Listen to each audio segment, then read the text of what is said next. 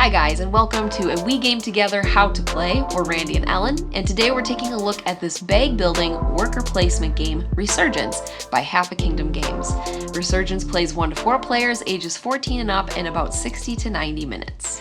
Resurgence is set in a post-apocalyptic Moscow after a nuclear exchange between the world's superpowers.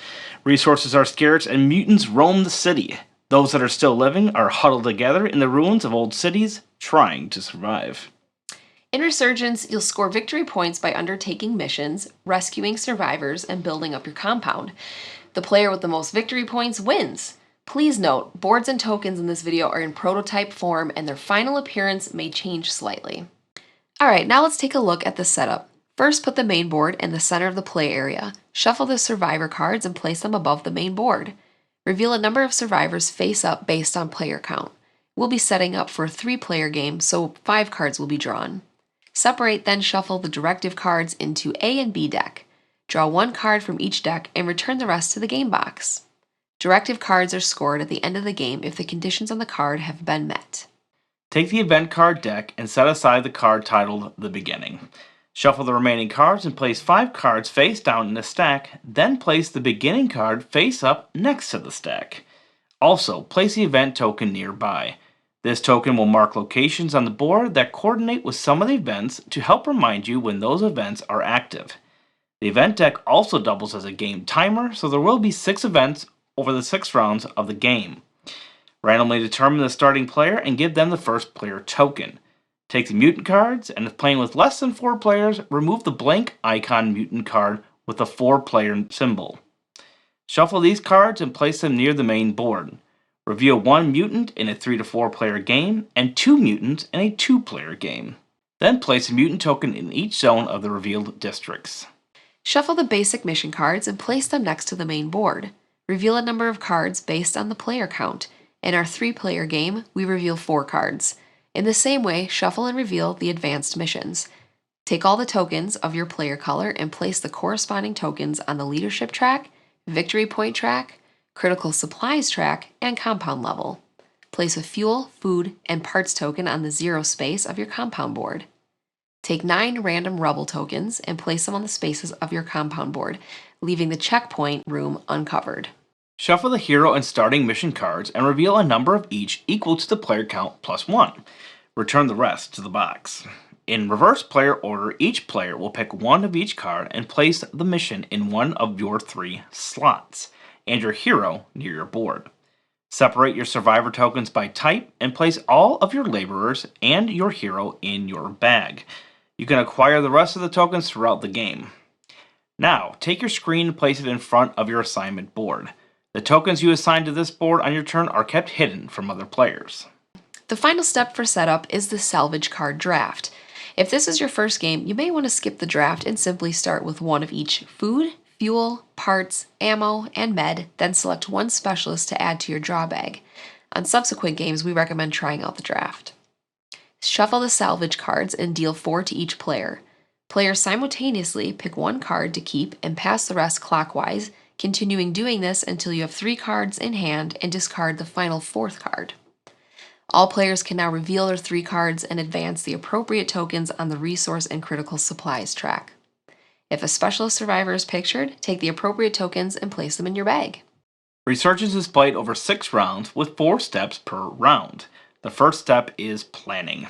If this is the first round, you won't draw a new event card. You just use the beginning card we set up earlier. On subsequent rounds, however, you will discard the current event and draw a new one. If the event drawn has a binoculars icon, place that token on the corresponding district as a reminder. These events will trigger when taking actions in that district. Other events will trigger immediately or during certain game steps. Next, you will draw a number of tokens from your bag according to your compound level. Be sure to keep your tokens hidden behind your screen.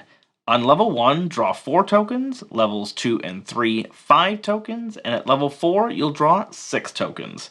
If you are ever out of tokens in your bag, take all of your survivor tokens from the rest area on your compound board and place them into your bag and continue drawing as needed. The final part of the planning step is assigning your workers to your assignment board. Remember to keep your choices hidden during this step. There are 3 places you can assign your workers. The Metro and Harbor spaces allow you to place your survivors on the main board and perform the actions there. The third place is your compound board. This allows you to take the actions that are available on your compound board. You can place as many tokens in each of these spots, but remember they can only be used in those spaces. Step 2 is determine leadership. Once all survivor tokens are assigned, players reveal their chosen assignments. The player that has the most points in each area will advance on that leadership track.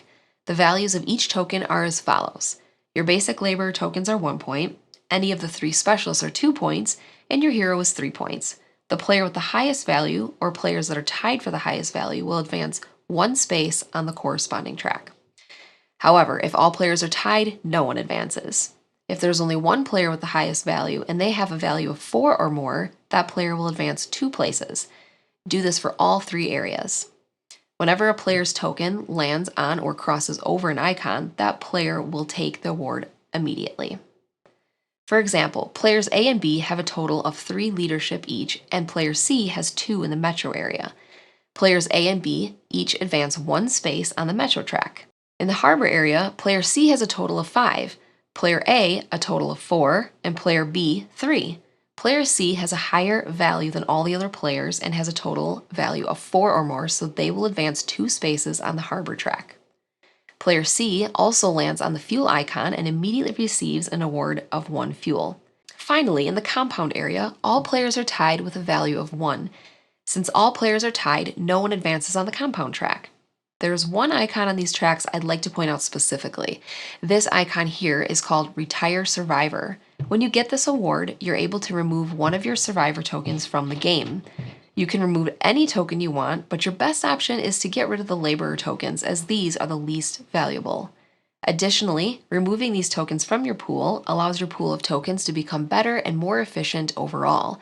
As a side note, deciding to take any reward is optional. Step 3 is place survivors. In player order, each player will place 1 survivor token from their assignment board to the matching main board or compound space. There are some rules to follow as you're placing survivor tokens. First, you can never have more than 1 token of the same color in any space. Note that this applies to the specific zone in space and not to the whole district. Second, you have to place your token in the same zone or room as you assigned it. For example, this assigned harbor token must go to one of these harbor spaces. Third, you can only place survivor tokens on spots that allow them. Laborer tokens can only be placed on laborer spots. Specialist tokens, however, can be placed on their matching symbol or any laborer spot. Finally, your hero token can go to any spot. There is a reference to this hierarchy on the board here. Fourth, if there are already tokens of another player or mutant tokens in the same zone that you wish to go, you will need to pay a penalty of 1 item of your choice per token that is already present there. In this example, the blue player wants to go to this zone, but there is 1 token already there. That player decides to pay 1 food to go to this zone.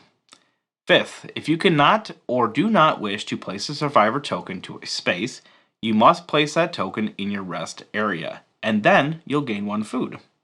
The rest area is the only spot that you can have more than 1 of your tokens in it.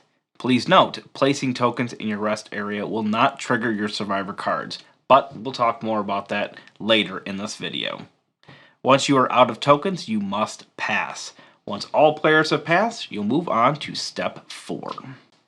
Every time you place a survivor token and pay the applicable penalties, you may do the following 4 things. Keep in mind all of these things are optional. First, you may resolve the action of that space. Second, you may activate 1 or more of your available survivor cards. Third, if the district you place your token in has the event token, check the current event card and play its effects. Positive effects are optional, but negative effects must be applied. Fourth, you may complete exactly 1 mission. First off, anytime you see this right arrow, it means you will use and pay what is on the left to gain what is on the right. Most spaces on the main board will gain you resources and critical supplies. This icon allows you to reserve a mission card. Please note, you may not complete a mission card on the same turn it was acquired. This icon allows you to take any one of your 3 specialist tokens and place them directly into your draw bag. This icon is how you will acquire new survivor cards. We'll talk about these in detail shortly. You will pay an amount of food as indicated on the card you want to acquire. For example, if you want to acquire this card, you'll pay 3 food. In addition to the card, you also take a matching Specialist Survivor token that is shown on the card you're acquiring and place it in your bag. Do not slide or refresh the card row, as this will be done in a later step. This icon is the build action. This action lets you build a new room in your compound. The room you select must be at or below your current compound level, and you'll have a chance to increase your compound level in step 4. Then flip over the rubble token of the room you just built and collect the rewards on it. You are now able to use this room as another space for your survivors to go for the rest of the game. There are a few icons in the compound that you have not yet seen, and we'll go over this quickly. This icon means you can choose any resource. With this icon, draw a random token from your bag and immediately assign it to a spot on your assignment board to be used later in this round. This icon will move up your leadership token 1 space on any of the 3 leadership tracks. And finally, this icon that looks similar to the reserve a mission icon has a check mark instead. This means you can complete a mission you have immediately without having to place a token on the main board as usual. You still pay the required costs of the mission. A full list of each action space for the main board and compound boards is provided in the rulebook. After resolving your action, you can now activate 1 or more available survivor cards. Newly acquired cards can't be used in the same round they're acquired, so as you put them in front of you, you can turn them over to show that they aren't available. Survivor cards have 3 characteristics: the survivor's vocation, the specialist type, and its ability. For example, this Hunter card, when activated, gives you an additional food for every food you gain this turn. By collecting the right combination of cards, you can pull off very powerful card chains. For example, this player has the Farmer, Brewer, and Lab Tech cards. By going to a metro zone, you will gain an additional bread from the farmer and an additional fuel from the brewer. Then, by gaining the fuel from the brewer, the Lab Tech now activates and you gain an additional part. Once a card has been activated, turn the card over to indicate it is now unavailable. Any used and newly acquired cards will refresh in step 4. We won't go over every card in this video, but a complete list of all survivor cards is listed in the rulebook, which you can reference during the game. The last thing you can do is complete a mission. Mission cards have 5 parts to them. Part 1 is the name of the mission and will also indicate if it is an advanced mission. Part 2 is the items you're required to spend. In this example, it is 1 med, 4 fuel, and 1 part. Part 3 is a district you must have just placed your survivor token in this turn. Part 4 is the rewards you may collect when completed, and in this example, 7 victory points and 1 advancement on the Metro Leadership track. Part 5 is some flavor text to go along with the mission. There are 3 types of missions in Resurgence: the starter missions you get at the start of the game, the regular missions that you can complete at any compound level, and the advanced missions. These missions can only be reserved and completed when your compound level is at 3 or higher, as indicated by this radio tower icon. To complete a mission, you must first already have a mission in one of your 3 planning areas, remembering you can't complete a mission on the same turn that you took it. Second, you must have just placed your survivor token into a district that matches the mission you want to complete. If your mission has a mutant icon, you must have just placed your survivor token in a district that has a mutant. Third, pay the requirements of the mission. Fourth, after completing the requirements, you may collect awards if wanted. Fifth, place the completed mission underneath your compound board in the column that matches its district icon. If it has multiple districts, place it into the column matching the district where you chose to complete this mission. When completing a mutant icon mission, you can pick any column. If you have at least 1 card in each column, you may take any 1 available survivor card as a one-time reward. This bonus can only be claimed by each player once per game. We are at long last at the 4th and final step, Upkeep. When all players have placed their drawn survivors, you proceed to the Upkeep step. All players take all of their placed tokens and place them in your rest area. You do not collect food when doing this part. These tokens will not go back into your bag until your bag is empty and you need to draw more tokens. In this way, you will always go through every token you have before they're able to return to your bag to be used again. Now, flip over all exhausted survivor cards face up. Check the current event card. If it has the words "during the Upkeep step," you will now resolve that event. This is now your chance to upgrade your compound. Now you will gain resources from your completed mission cards.